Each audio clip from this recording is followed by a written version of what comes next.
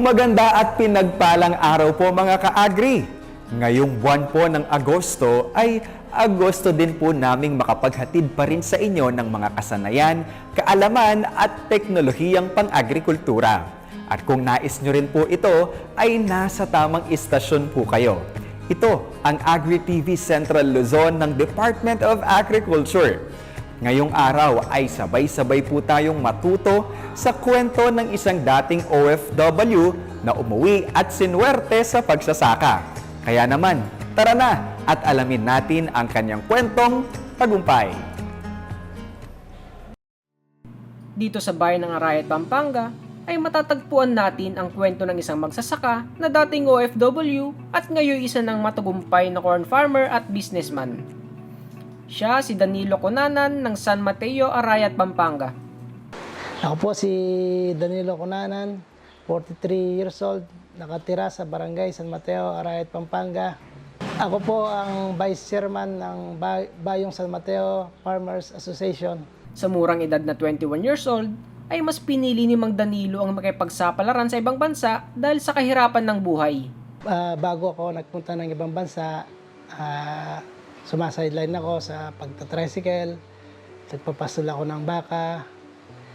Anong naisipan kong pumunta ng Korea dahil sa hirap ng buhay natin. Ganun pa man, bago ako nakarating ng Korea, napakahirap ng proseso ang dinaanan ko para makapunta ng South Korea.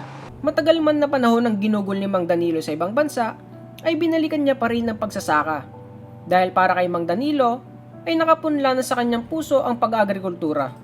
Umuwi ako ng 2015 upang balikan ko ang pagsasaka.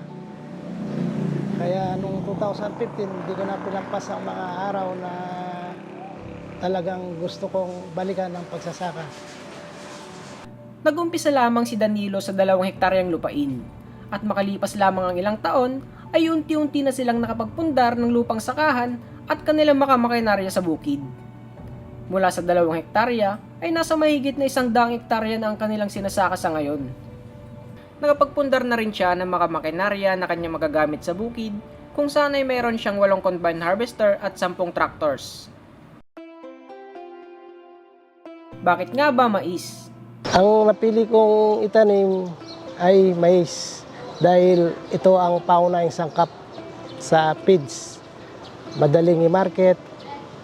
Pagka harvest mo, nandyan na yung buyer, pinag-aagawan yung mais ng mga trader.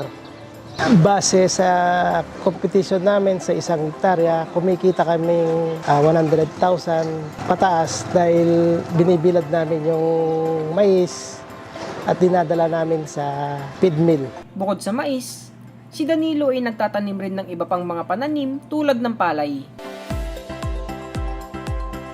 Upang makatipid sa mga pataba at patubig, ay nagtatanim rin si Danilo ng mais tuwing wet season. At tuwing dry season naman, ay nagsisimula siya magtanim tuwing buwan ng Oktubre hanggang buwan ng Desyembre. Ang kanyang sakahan ay malapit lamang sa Pampanga River, kaya naman ay masasabi natin na nasa magandang lugar ang kanyang bukid dahil napapaligiran ito ng tubig. Bili ako ng lupa na pang mais talaga. Medyo mataas yung level ng lupa. Bali naka-isla, walang makakapasok na equipment. Nagpagawa ako ng barge para masakay ko yung harvester, tractor, para tumawid ng dam.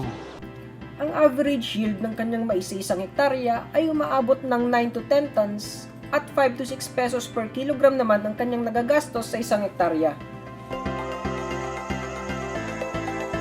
Bilang isang magsasaka, ay niyakap ni Danilo ang farm mechanization kung saan ay nag-fabricate siya ng iba't ibang farm equipments na kanyang magagamit para sa kanyang pagsasaka. Ilan na rito ay ang boom sprayer, seeder, fertilizer spreader, at soil leveler na kanyang ginamit sa pag-develop ng kanyang sakahan. Isa ang kanilang kooperatiba sa mga naging benepisyaryo ng solar-powered irrigation system mula sa Department of Agriculture Corn Program noong taong 2023. Si Si Danilo ay gumagamit ng mga variety ng mais na mayroong resistance o tolerance sa mga peste gaya ng fall armyworm. Para naman sa kanyang pagtatanim at pag-aabono, ay gumagamit si Danilo ng mga pataba na angkop sa kanyang lupa gaya ng urea, complete at potash. Para naman sa kanyang pagkontrol sa mga peste, ay gumagamit siya ng integrated pest management upang mabawasan ang pagdami ng mga peste sa kanyang mga pananim. Ang kanyang mga aning mais ay binibilad at iniimbak sa kanyang warehouse kung saan ay hihintayin nilang tumaas ang presyo bago nila ito dalhin sa feed mill gaya ng New Hope, kung saan isa sila sa mga direct supplier ng mais.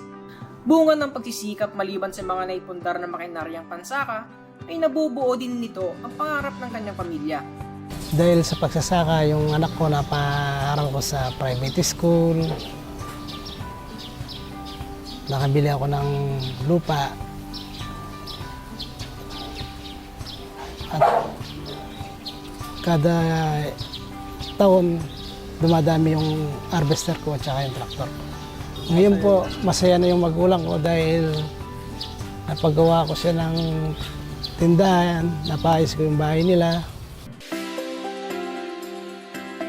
Naiimbitahan rin si Mang Danilo bilang isang resource speaker sa Farmer Field School upang ibahagi ang kanyang mga kaalaman sa pag-agrikultura, partikular sa pagmamaisan.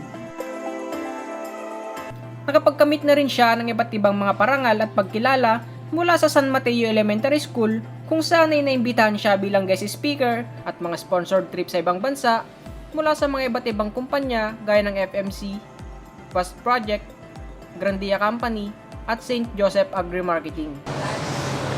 Papasalamat ako sa Department of Agriculture sa maraming naitulong sa amin gaya ng subsidy ng gobyerno, bibigay ng bini at abono. Maraming salamat po sa Department of Agriculture. Saka po ako magsasaka, huwag kayong matakot magtanim ng mais o palay dahil nandyan po ang kita, malaki po ang kita. Dati, sa ibang bansa siya kumakayod, malayo sa bukid, malayo sa pamilya. Pero ngayon, si Mang Danilo ay isang buhay na patunay na ang pagbabalik sa lupa ng sariling bayan ay hindi isang hakbang paatras. Sa bawat butil ng mais na kanyang itinanim, may ani ng pag-asa, may ani ng tagumpay, at higit sa lahat, may ani ng pagmamahalan. Dahil wala nang ihigit pa sa ginhawang dulot ng piling ng pamilya, oras-oras, araw-araw, at habang buhay.